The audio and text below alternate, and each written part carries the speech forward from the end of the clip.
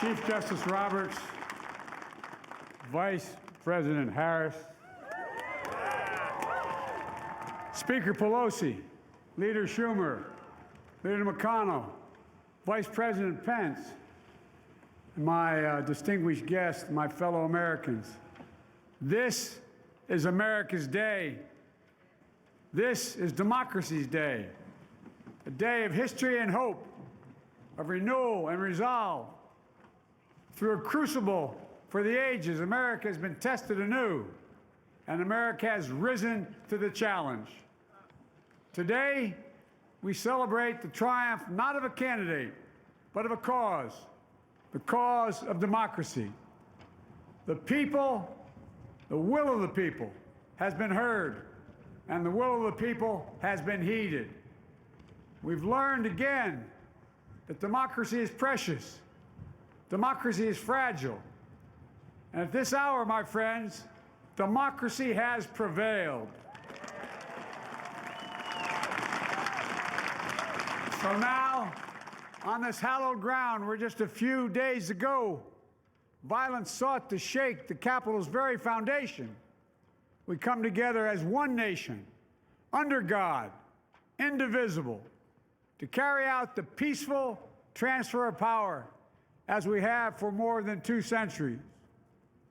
As we look ahead in our uniquely American way, restless, bold, optimistic, and set our sights on the nation we know we can be and we must be. I thank my predecessors of both parties for their presence here today. I thank them from the bottom of my heart. And I know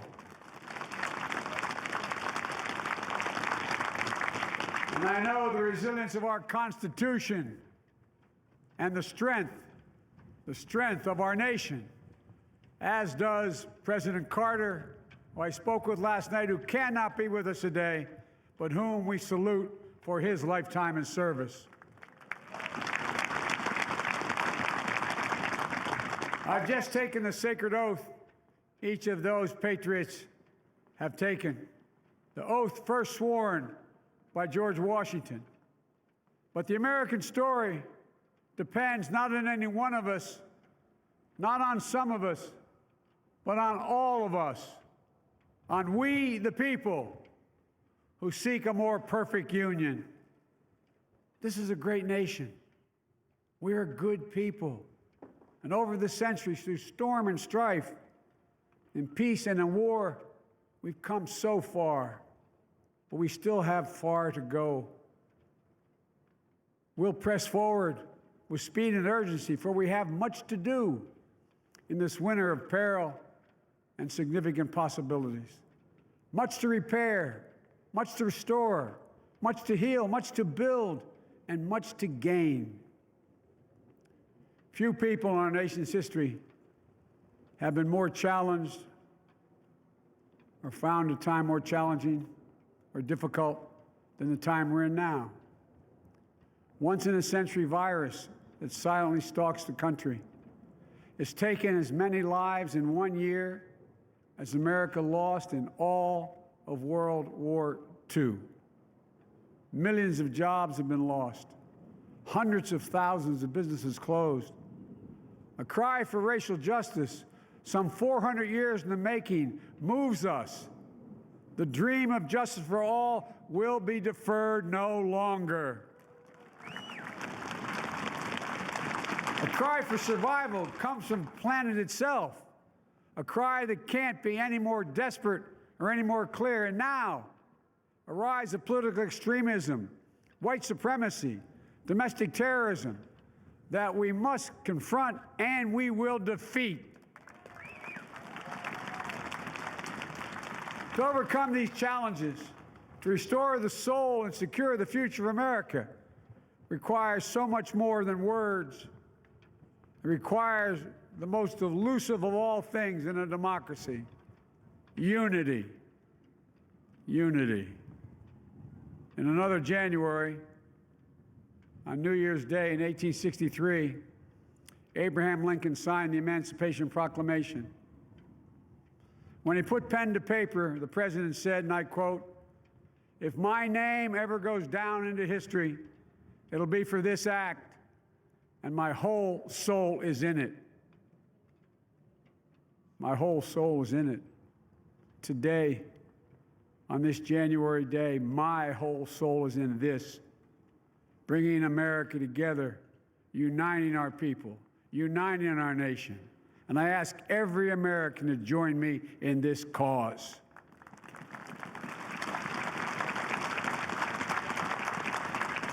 Uniting to fight the foes we face: anger, resentment and hatred, extremism, lawlessness, violence, disease, joblessness, and hopelessness. With unity, we can do great things, important things.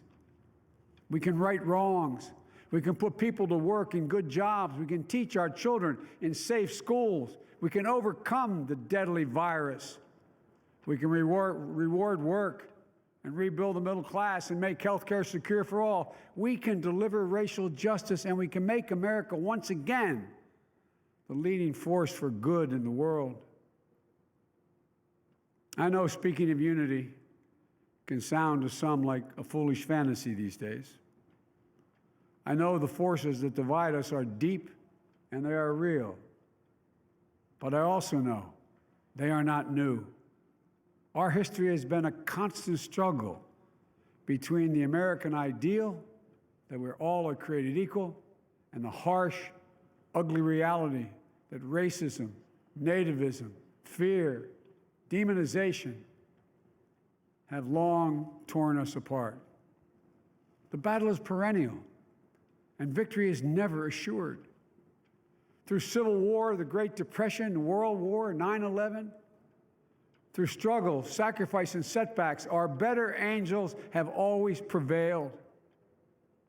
In each of these moments, enough of us have come together to carry all of us forward. And we can do that now. History, faith, and reason show the way of unity. We can see each other not as adversaries, but as neighbors. We can treat each other with dignity and respect. We can join forces, stop the shouting, and lower the temperature. For without unity, there is no peace, only bitterness and fury. No progress, only exhausting outrage. No nation, only a state of chaos. This is our historic moment of crisis and challenge, and unity is the path forward. And we must meet this moment as the United States of America. If we do that, I guarantee you we will not fail. We have never, ever, ever, ever failed in America when we've acted together.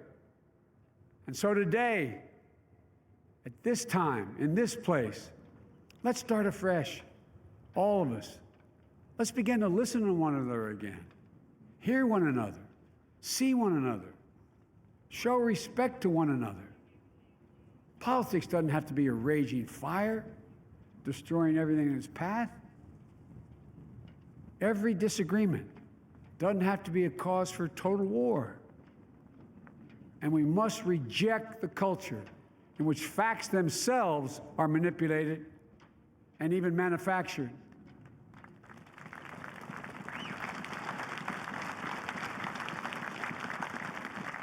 My fellow Americans, we have to be different than this.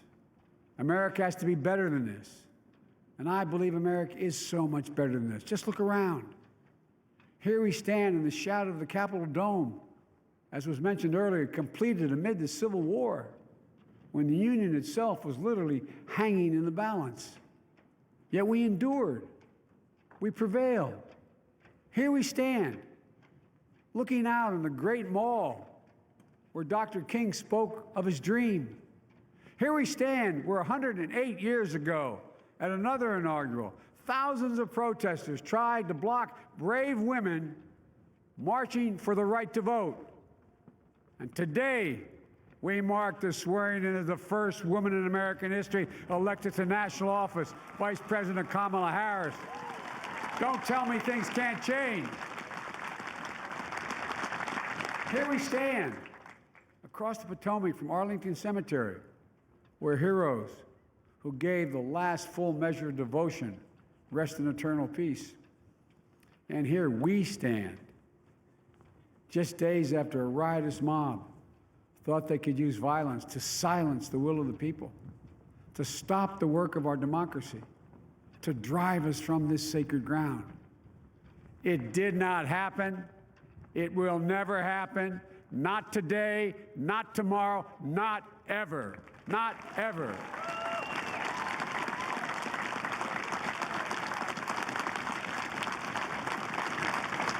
To all those who supported our campaign, I'm humbled by the faith you've placed in us. To all those who did not support us, let me say this. Hear me out as we move forward. Take a measure of me and my heart. And if you still disagree, so be it. That's democracy. That's America.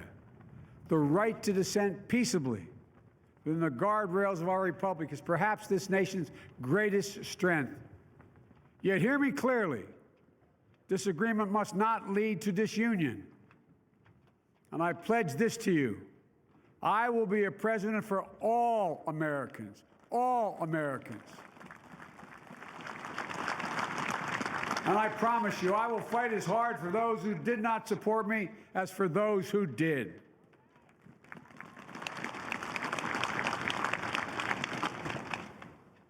Many centuries ago, St. Augustine, a saint of my church, wrote that a people was a multitude defined by the common objects of their love. Defined by the common objects of their love. What are the common objects we as Americans love that define us as Americans? I think we know. Opportunity, security, liberty, dignity, respect, honor, and yes, the truth. Recent weeks and months have taught us a painful lesson. There is truth and there are lies. Lies told for power and for profit. And each of us has a duty and a responsibility as citizens, as Americans, and especially as leaders. Leaders who have pledged to honor our Constitution and protect our nation, to defend the truth and defeat the lies. Look, I understand that many of my fellow Americans view the future with fear and trepidation. I understand they worry about their jobs. I understand, like my dad, they lay at bed at night, staring at the ceiling, wondering, can I keep my health care? Can I pay my mortgage? Thinking about their families, about what comes next. I promise you, I get it. But the answer is not to turn inward, to retreat into competing factions, distrusting those who don't look like you, or worship the way you do, or don't get their news from the same sources you do.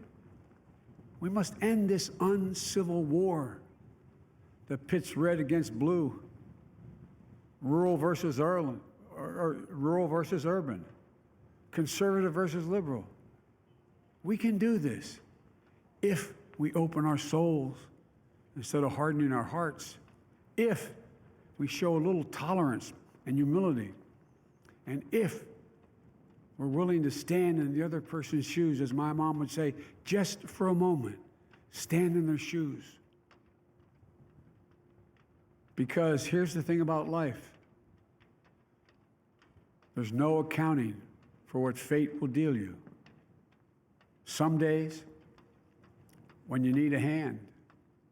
There are other days when we're called to lend a hand. That's how it has to be. That's what we do for one another. And if we are this way, our country will be stronger, more prosperous, more ready for the future. And we can still disagree.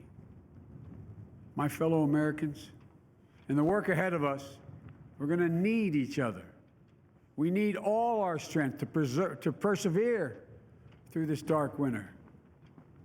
We're entering what may be the toughest and deadliest period of the virus.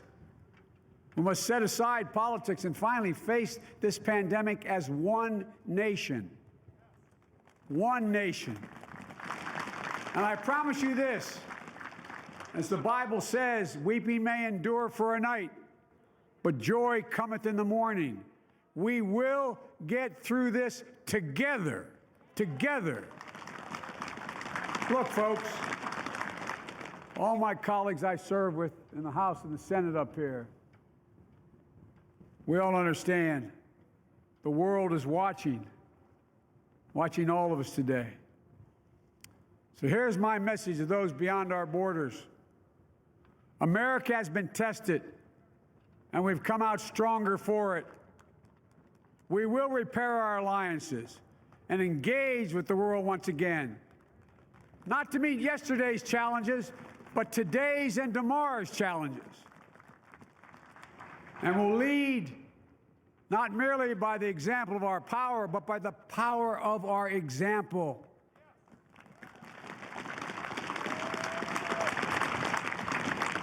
We'll be a strong and trusted partner for peace, progress, and security. Look, you all know we've been through so much in this nation. And my first act as president, I'd like to ask you to join me in a moment of silent prayer. Remember all those who we lost in this past year to the pandemic, those 400,000 fellow Americans, moms, dads, husbands, wives, sons, daughters, friends, neighbors, and coworkers. We'll honor them by becoming the people and the nation we know we can and should be. So I ask you, let's say a silent prayer for those who've lost their lives and those left behind, and for our country.